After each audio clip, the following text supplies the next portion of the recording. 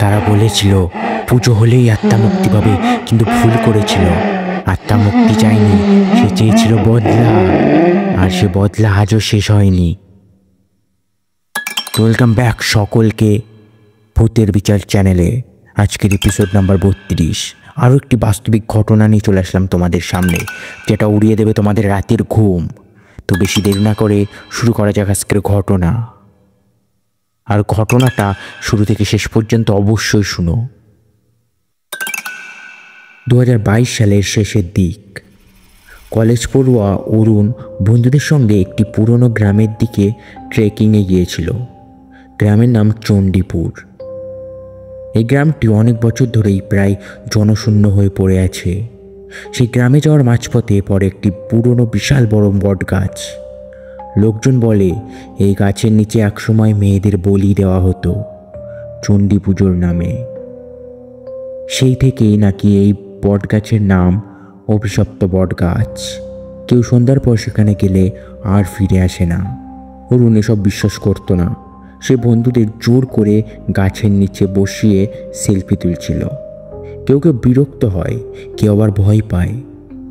গাছের ডাল যেন নড়ছিল বাতাস ছাড়াই। হালকা ঠান্ডা হাওয়া গায়ে লেগে কেমন একটা কাঁপুনি দিয়েছিল সবার। রাতেই শুরু হয় অদ্ভুত ঘটনা। সেই রাতে অরুণ তার তাঁবুতে ঘুমানোর সময় অনুভব করলো কেউ একজন বাইরে হেঁটে বেড়াচ্ছে। কেবল সে নয়, আরও দুইজন, বিক্রম আর রতন। তাদেরও একই রকম অভিজ্ঞতা হয়। বাইরে কি আছে দেখে আসতে গেলে তাঁবুর একপাশ দিয়ে যেন একটা কালো ছায়া দ্রুত সরে গেল। পরের দিন সকালে তাঁবু থেকে একটু দূরে পড়েছিল একটি মেয়ের লাল রঙের ওড়না, অথচ আশেপাশে কোনো মেয়ে ছিল না। ওড়নার গায়ে লেগেছিল রক্তের দাগ, যেটা ছিল একদম টাটকা। কেউ একজন বলল এই গাছের নিচে এক কুমারী মেয়েকে বলি দেওয়া হয়েছিল সেই 1947-এর কালী পুজোয়। তারপর থেকেই ওর আত্মা মুক্তি হয়নি। যেই কেউ এখানে যায় তাদের মধ্যে কাউকে ওর মধ্যে টেনে নেয়। ফিরে আসার পর অরুণের মধ্যে বদল আসতে থাকে। আগের মতো হাসি খুশি নয়। আয়নায় নিজের প্রতিচ্ছবি দেখে চিৎকার করে ওঠে। কখনো নিজের হাত নিজেই কেটে ফেলে। তার মা বলে রাতে ঘুমের মধ্যেও কথা বলে, কিন্তু সেই কণ্ঠটা যেন কোনো মেয়ে। একদিন রাতে বিক্রম ফোন করে জানায়, ভাই, অরুণের চোখ একদম লাল হয়ে গেছে। সে বলল ও এখন সুদক্ষ, যাকে গাছের নিচে বলি দেওয়া হয়েছিল। রতন সেই রাতে পণ্ডিত ডাকে, পুজো করানো হয়, কিন্তু হঠাৎই পুজোর মাঝখানে বাতাস শুরু হয়। দরজা জানলা বন্ধ থাকা সত্ত্বেও সব যেন ধুলে উঠেছিল। মাটির ওপর আঁকা মন্ত্রচক্র ভেঙে যায়। পণ্ডিত বলেন এই আত্মা এখন অরুণের মধ্যে পুরোপুরি অধিষ্ঠিত। ওকে ছাড়াতে গেলে গাছের নিচে গিয়ে পূর্ণ পুজো করতে হবে, নাহলে কেউ বাঁচবে না।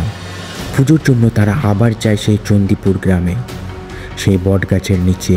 এইবার অরুণ চুপচাপ, তার চোখে লাল ছায়া, ঠোঁটে অদ্ভুত হাসি।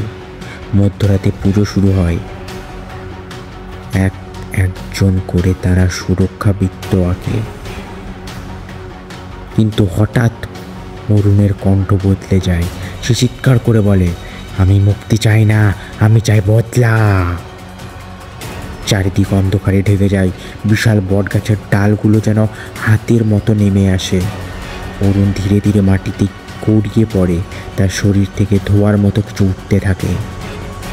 পণ্ডিত মন্ত্রপাঠ করে একটি লাল সুতোর মাধ্যমে গাছটিকে ঘিরে ফেলে। সেই সময় গাছ থেকে এক নারীর ছায়া বেরিয়ে আসে। পোড়া মুখ, সাদা চোখ, মুখে অর্ধেক হাসি। সে বলে, তোরা আমায় বলি দিয়ে ঠকিয়েছিলি, আর এখন তোরা আমায় মুক্তি দিতে চাস?